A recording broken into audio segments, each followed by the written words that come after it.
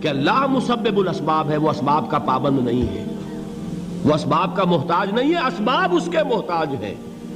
اگر یہ یقین ہے تو اللہ پر ایمان ہے، یہ نہیں ہے تو تمہارا ایمان اسباب پر ہے، وسائل پر ہے، ذرائع پر ہے، مادیات پر ہے، اللہ پر نہیں۔ اس وقت کہاں راستہ تھا؟ کوئی راستہ تھا؟ سمندر ہے اور ادھر سے لشکر آ گیا ہے۔ کلا ان معی ربی سیہدین۔ اب دیکھیے ایمان کہہ دینا آسان ہے، ہوا معکم اینما کنتم، جہاں کہیں بھی تم ہوتے ہو اللہ تمہارے ساتھ ہوتا ہے، لیکن اس کا یقین قائم ہو جائے تو زمین و آسمان کا فرق واقع ہو جائے۔ یہی بات ہوئی حضور کے ساتھ۔ غار ہے، چھپے ہوئے ہیں محمد الرسول اللہ اور آپ کے وہ یار غار ابو بکر صدیق رضی اللہ تعالی عنہ۔ اقبال نے حضرت ابو بکر کی شان میں چند اشعار کہے صرف، لیکن واقعہ یہ ہے کہ بھاری بھاری نظموں پر اور قصیدوں پر بھاری ہے، طویل ترین نظمیں اور قصیدے ہوں ان پر بھاری ہے۔ ہمتیں ابو بکر کی ہمت جو ہے، کشت ملت را جو ابر، جیسے بارش سے کھیتی اپجتی ہے، ابو بکر کی ہمت اور عزیمت اس امت کو اسی طرح سینچنے والی ہے۔ ثانیے اسلام و غار و بدر و قبر، وہ دوسرے تھے اسلام میں، دوسرے پہلے کون تھے؟ انا اول المومنین، حضور فرماتے ہیں سب سے پہلا ایمان لانے والا میں، دوسرے ابو بکر۔ ویسے ہمارے ہاں یہ چلتا ہے اختلاف، حضرت علی پہلے ہیں کہ حضرت ابو بکر پہلے ہیں، لیکن اس میں بڑی خوبصورت تطبیق قائم کی ہے علماء نے اور بہت صحیح ہے۔ چار کے بارے میں فیصلہ ہی مت کرو کہ کون پہلے ہے، ان کی ایک عجیب تقسیم کر دی ہے۔ آزاد مردوں میں، بالغ مردوں میں سب سے پہلے ابو بکر، بچوں میں سب سے پہلے علی، خواتین میں سب سے پہلے خدیجہ، اور غلاموں میں سب سے پہلے زید ابن حارثہ۔ بڑی پیاری تقسیم ہے، یہ چاروں ہی پہلے ہیں، ہر ایک کے لیے اولیت ہے۔ اور واقعہ یہ ہے کہ اگر زمانی اعتبار سے تعین ہوگا تو پہلے خدیجۃ الکبریٰ آئیں گی رضی اللہ تعالی عنہ۔ کسی اور سے بات کرنے کی نوبت بعد میں آ سکتی ہے، پہلے تو اہلیہ محترمہ سے بات ہوئی، آتے ہی پہلی وحی ہوئی ہے، ابھی تبلیغ کا حکم نہیں تھا۔ کس کو بتایا واقعہ؟ ابھی اپنی نبوت کی تبلیغ کا تو حکم ہی نہیں آیا۔ واقعہ کس کا ہے؟ وہ خدیجہ کا ہے۔ جب کہا ہے کہ خشیت علی نفسی، مجھے اپنی جان کا اندیشہ ہے، تو کیا جواب دیا خدیجہ نے رضی اللہ تعالی عنہا؟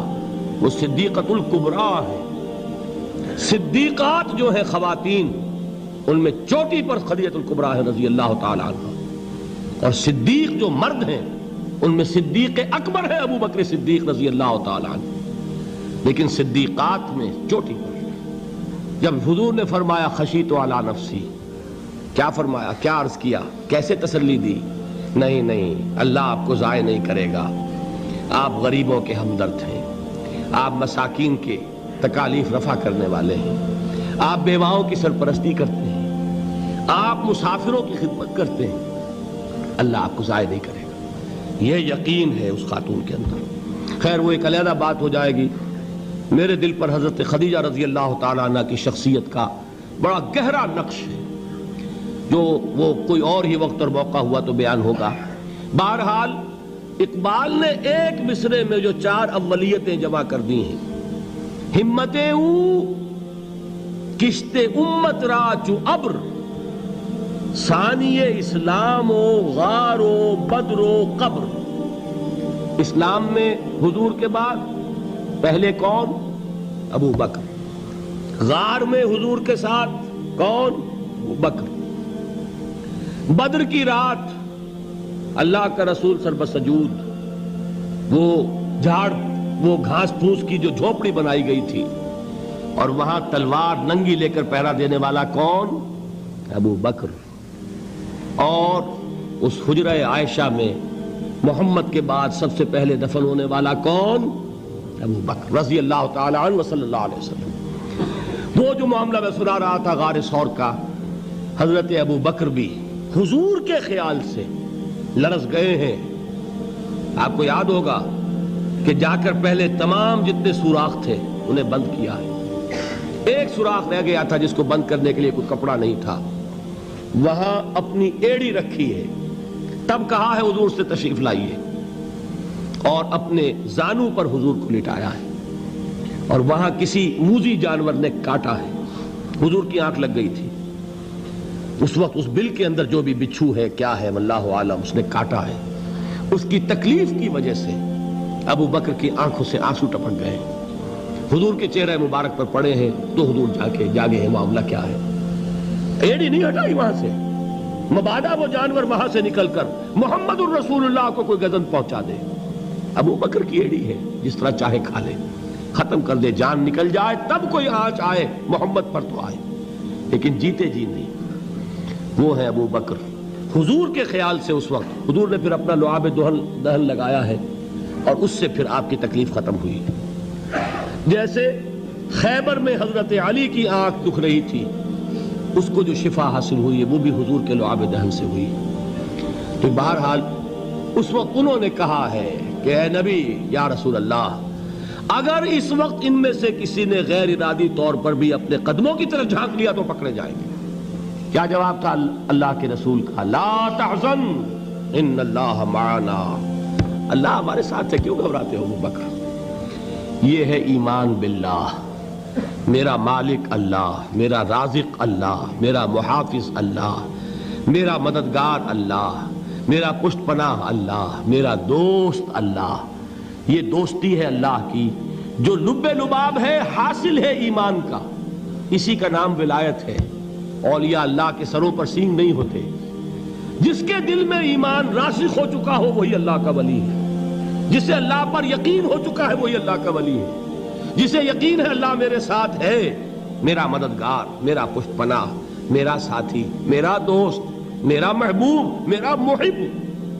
اللہ اہل ایمان سے محبت کرتا ہے. واللہ یحب الصادقین. ان اللہ یحب الذین یقاتلون فی سبیلہ صفا کانہم بنیان مرصوص. اللہ محبت کرنے والا, اہل ایمان محبوب, اور اہل ایمان محبت کرنے والے اللہ محبوب. والذین آمنوا اشد حبا للہ.